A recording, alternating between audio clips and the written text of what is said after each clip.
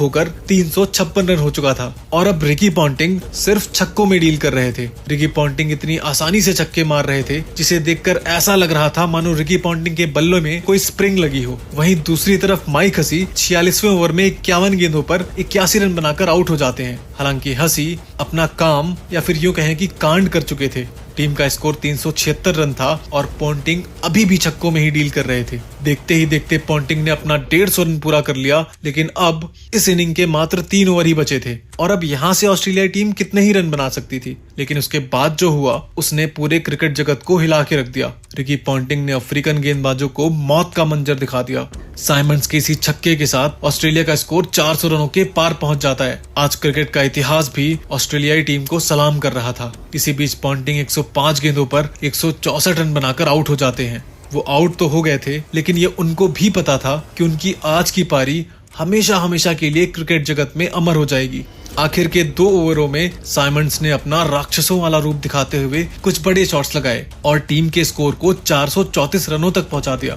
आज से पहले ऑस्ट्रेलियाई टीम से 400 रन भी नहीं बने थे और इस टीम ने 434 रन बना दिए थे। आज इस टीम ने एक इतिहास रचा था और एक ऐसा इतिहास जो आज से पहले कभी नहीं बना था। ऐसा इतिहास जो कई दशकों तक टूटने वाला नहीं था। लेकिन ये कुदरत का करिश्मा ही था कि जो रिकॉर्ड दशकों तक नहीं टूट सकता था वो कैसे कुछ घंटों में ही टूट गया।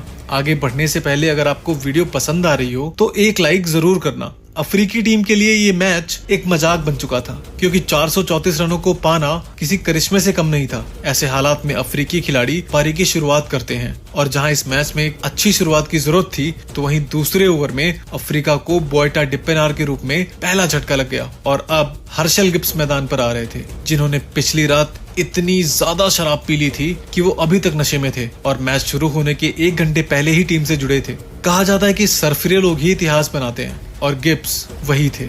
अब आप कहोगे कि शराब वाली बात कहां से आई। कई सालों बाद ऑस्ट्रेलियाई खिलाड़ी माइक हसी ने अपनी आत्मकथा अंडरनीथ द सदर्न क्रॉस में इसके बारे में लिखा। गिब्स मैच से 1 रात पहले होटल के रेस्टोरेंट में डिनर करने गए। बाकी क्रिकेटर्स भी खाना खा के वापस आ गए, मगर हर्षल गिब्स कोना पकड़कर शराब पीने लगे और माइक हसी ये सब बड़े ध्यान से देख रहे थे। अंत में हसी जब सोने जा रहे थे तो उन्होंने अपने कमरे की खिड़की से देखा कि गिब्स अभी भी शराब पी रहे थे और हसी ने मन में ही सोचा कि चलो अच्छा है, एक अफ्रीकी टॉप ऑर्डर बैट्समैन सस्ते में निपट जाएगा। लेकिन आज कुछ और ही होना था। हर्षल गिब्स अफ्रीकी टीम के कप्तान ग्रीम स्मिथ के साथ मिलकर पारी को आगे बढ़ाते हैं। दोनों ही बल्लेबाजों का एक ही टारगेट था। टारगेट तो हासिल होने से रहा, लेकिन हर गेंद को बाउंड्री के पार जरूर पहुंचाना है और देखते ही देखते दोनों के बीच 50 रनों की पार्टनरशिप हो जाती है। साउथ अफ्रीकी टीम के खिलाड़ी और फैंस बस एंजॉय कर रहे थे, क्योंकि टारगेट तो बहुत बड़ा था और इसलिए ये दोनों खिलाड़ी अपनी पारी का बखूबी आनंद ले रहे थे। गिब्स ने इसी सिंगल के साथ अपना 50 पूरा कर लिया, लेकिन स्मिथ भी कहां पीछे रहने वाले थे। उन्होंने भी इस चौके के साथ अपने 50 रन पूरे कर लिए और इन दोनों के बीच एक शतकीय साझेदारी हो चुकी थी। टीम का स्कोर 16 ओवरों में मात्र 1 विकेट पर 116 रन था और उसके बाद ग्रीम स्मिथ की आंधी देखने को मिलती है। स्मिथ ने लगातार चौकों और छक्कों की बरसात कर दी। दूसरे छोर पर हर्षल गिब्स भी शॉट्स पे शॉट्स लगाए जा रहे थे, लेकिन उसी दौरान अफ्रीकी कप्तान ग्रीम स्मिथ 55 गेंदों पर 90 रनों की धुआंधार पारी खेलकर आउट हो जाते हैं। टीम का स्कोर 22 ओवरों में 2 विकेट पर 190 रन होता है और एक कप्तान की ऐसी बहादुर पारी देखकर बाकी खिलाड़ियों में भी कुछ कर गुजरने की उम्मीद जग जाती है। लेकिन अभी भी मंजिल कोसों दूर थी और शराब के नशे में धुत खिलाड़ी अभी भी मैदान में छक्कों की बरसात कर रहा था और अब उसका नशा सर चढ़कर बोल रहा था। अब हर्षल गिब्स 78 गेंदों पर 97 रनों तक पहुंच गए थे और इस शानदार चौके के साथ गिब्स ने एक शानदार शतक लगा दिया। अब गिब्स अपने आपे से बाहर हो चुके थे और गेंदबाजों के साथ खिलवाड़ कर रहे थे। जिन ऑस्ट्रेलियाई बल्लेबाजों ने अफ्रीकी गेंदबाजों का जनाजा निकाला था और उनको मौत का मंजर दिखाया था, अब हर्षल गिब्स उनके ही गेंदबाजों की कब्र खोद रहे थे। नए बैट्समैन डिविलियर्स ने भी कुछ शानदार छक्के लगाए, लेकिन वो मात्र 14 रन बनाकर आउट हो जाते हैं।